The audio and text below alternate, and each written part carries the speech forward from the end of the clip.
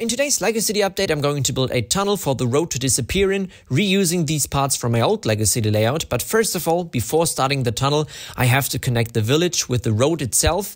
And I'm doing that by continuing this tiling pattern towards the road, which is once again a bit more annoying because the tiling consists out of two layers. First of all, the base layer I was preparing right now. And now the second layer, which only consists out of 1x2 tiles in dark bluish gray.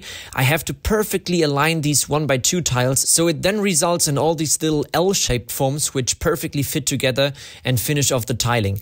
In order to now integrate that area into the rest of the landscape and finish it off, I'm now using quarter circle plates on the edges in order to round everything off. And since you know me by now, you'll probably have guessed that this of course isn't the finished result, but I'll later on once again add more vegetation on top of it. But for now, building technique wise, this area is finished. Next up, it was time to connect the entire thing with the road, because for now I still had this light bluish gray edge, which I've continued on both sides of the entire road, as well as this white continuous line, and therefore these things both have to go. And now I was actually spending quite a lot of time experimenting with how exactly I want to connect these parts. And in the end, I then decided to simply use these 2x2 tiles, and this perfectly connects these two parts with each other. It was then time to build the tunnel, and this was by far the most difficult part. As you can see right there, I'm using these two turntables in order to now have studs along this 45-degree angle, because the road is built into the LEGO City at a diagonal. And therefore I had to build the tunnel obviously at a 45-degree angle as well. And having now prepared these turned studs, it was time to start with the lower half of the tunnel. What I'm building right now isn't the tunnel itself, but simply the foundation of the tunnel. You'll see what I mean by that in just a second. For now, it was of course time to not only stabilize the entire thing, but of course also finish off the frame of the tunnel itself. Because later on, I'll then add the entire inner wall using a really unique building technique, which is also, let's be honest, quite illegal actually. But at the moment you can see the frame still being quite unstable actually. This will then later on all stabilize itself. And right now you can actually see why I've done all these things. This is this weird illegal building technique I was talking about. You can actually see how difficult the entire thing was to place in.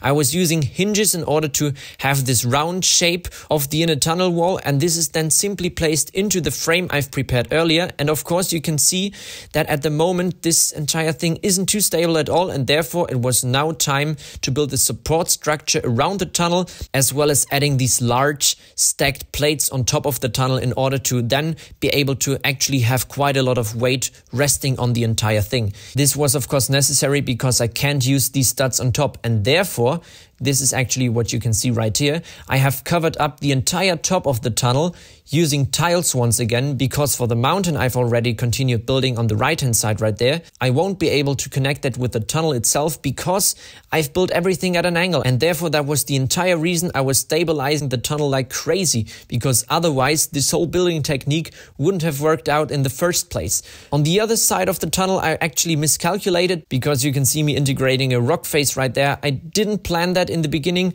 but in the end this was a bit too steep, and therefore I needed to add that. On the top, once again, same thing as I was talking about just a second ago. Since I was building everything at an angle, this entire part had to be extra stable, therefore also the support structure down below. For the edge of the tunnel entrance, I was now using 2x2 tiles in order to hide all the studs, and also this perfectly covers up these small little gaps that were remaining in between the slopes. Then it was of course time for the most annoying part, but also unfortunately most important part, which is of course vegetation. Because as you can see right there, I was only using normal basic bricks for the mountain structure down below, and therefore these bigger plant leaves are so important to cover up all the bricks themselves. And I was also mixing normal flower stems as always. And I know the vegetation right here in the back of the LEGO City isn't too complicated at all, but I've actually done this on purpose, because in comparison to the front of my city, this is actually so far away that you can't really tell all the little details that are going on. Therefore, I wasn't adding too many details, which you can see, for example, with the trees I'm adding right now. I know I've used much more exciting building techniques for the trees in front of the city, but for the background, these types of trees are perfectly fine if you ask me. And now, as I'm preparing this next plot of land right there, this will actually be the space for the next half-timbered house. And as always, first of all, before building a new house and before designing it, I have to check out how big is the house going to be. And in this case right there, you can see that this house, for example, would be a bit too big since it would cover up this beautiful tunnel entrance, which is of course a no-go. And therefore, I'll probably add a house which is more along this size right there. But I'll of course design a separate building in the upcoming LEGO City updates. And since so much has been going on and I couldn't show you everything, especially what the tunnel looks like from inside, how it actually integrates the road into the entire LEGO City right now from the viewer's perspective, I think it's now time to show you everything live. So let's first of all start off in this corner. This is what the tunnel looks like from this angle. And then from inside, this is also quite an interesting perspective.